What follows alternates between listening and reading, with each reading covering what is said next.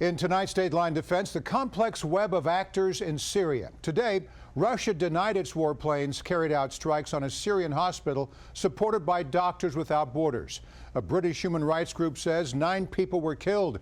The airstrikes come just days after Russia and other world leaders agreed to a ceasefire. Joining me with the latest is Colonel Douglas Macgregor. He's a decorated combat veteran, PhD, and Executive Vice President of the Burke-Macgregor Group. His new book, Margin of Victory, is out this June. Doug, there are so many factions fighting in Syria, it's tough to keep track of them. Let's start with Russia. There's ample evidence that President Vladimir Putin is using air power to dictate the terms of peace talks. I mentioned a ceasefire. They've agreed to cease actions down the road, but has he been successful at these efforts to kind of control the game? I think the short answer is probably yes. The advantage, of course, that Mr. Putin has had is twofold. First of all, Mr. Putin has always known what it is that he wants to accomplish. Right. That's a huge advantage. We've never been quite sure what it is that we want in Syria. Mr. Putin wants to ensure that Mr. Assad and his regime survive, that he has a friendly government in Damascus and a base of operations along the coast of Syria. And the second part of it, as far as Mr. Putin is concerned, is to ensure that this area does not fall into the hands of Sunni Islamists who are effectively hostile to Russia and to Christians and Jews.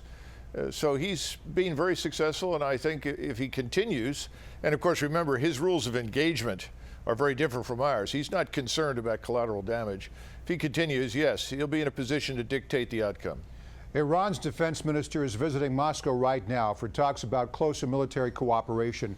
Both countries have backed Syrian President Assad throughout his civil war. What do you make of this meeting? Well, this is within the framework of a de facto alliance between Moscow and Tehran. They share the same enemies. Iran wants to consolidate its power in the Mesopotamian region, that is from Iraq, Syria, southern Lebanon, and in Kurdistan. They're going to do it, and the Russians are going to help them. The interesting part of this is that, of course, the Saudis and the Turks are now talking about committing ground forces in Syria, and so the potential for this conflict to widen into something more than it is now is quite real. We'll have more on that later, but first, world leaders were predicting Assad's collapse for years. How has he survived, Doug? Well, you'll recall that when we talked a couple of years ago that we said that Mr. Assad was going to make it. He's going to make it now, I think. Whether or not he stays in power once some sort of semblance of peace returns to the region is another matter.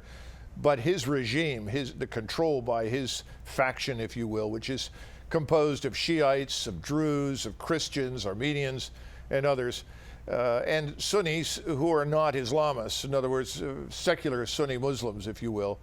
That's very strong. These people don't wish to be ruled by Islamist fanatics.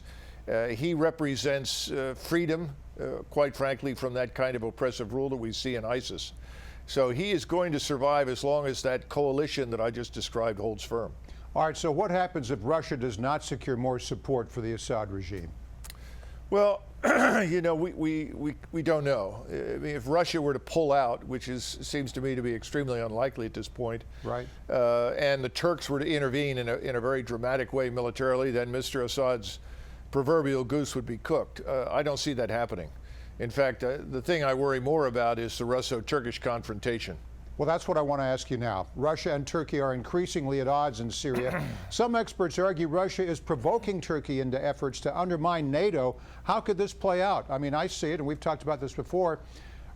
Turkey's a member of NATO. They could pull us into a war.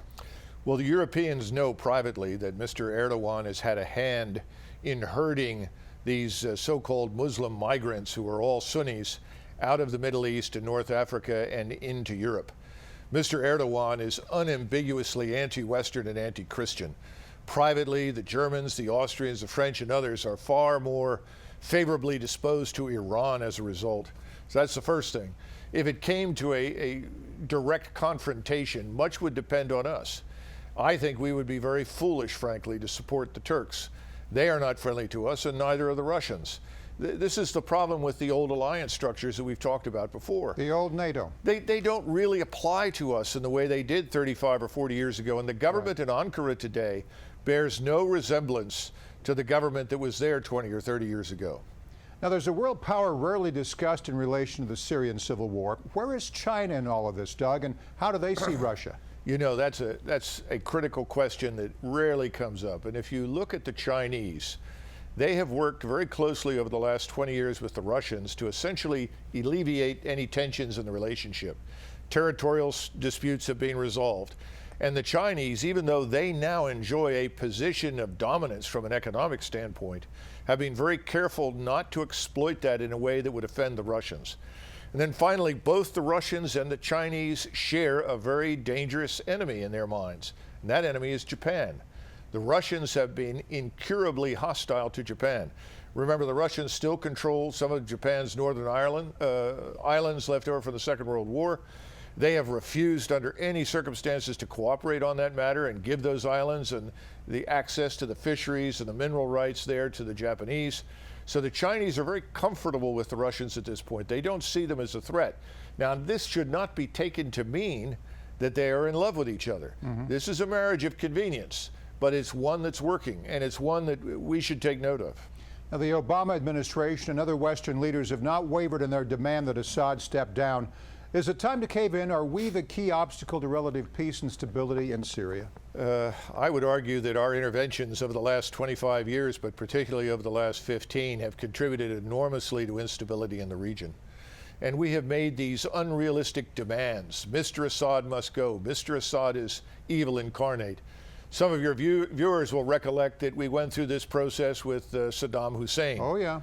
We have a habit of demonizing a particular character in a regime and then justifying our actions against him on the grounds that he's evil incarnate and deserves the worst. Democracy will spread like the old and the possibility that liberal democracy may in fact not be a good answer to the needs of the people that live in the region, of course, is excluded. So the answer is yes, we should abandon that, and we should think twice about any further intervention in the place. Our interests really begin along the Golan Heights.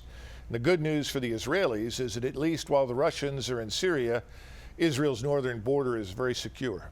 And that's our reality check for tonight. Colonel Douglas Macgregor, Executive Vice President of the Burke-Macgregor Group. Thanks, Doug. Thank you.